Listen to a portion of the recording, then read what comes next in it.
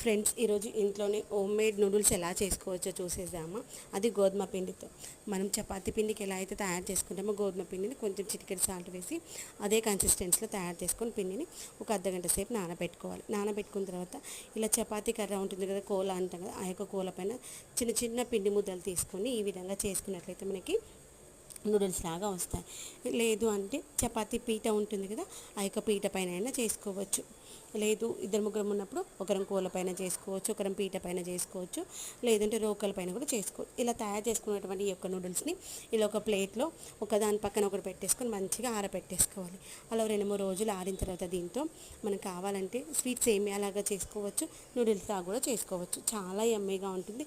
మనం ఇంట్లో తయారు చేసుకుంది, దట్టు గోధుమ పిండితో కాబట్టి బాగుంటుంది. మీలో ఎవరైనా ఎప్పుడైనా ట్రై చేశారా? ట్రై చేసినట్లయితే కామెంట్ సెక్షన్లో చెప్పడం మర్చిపోవద్దు.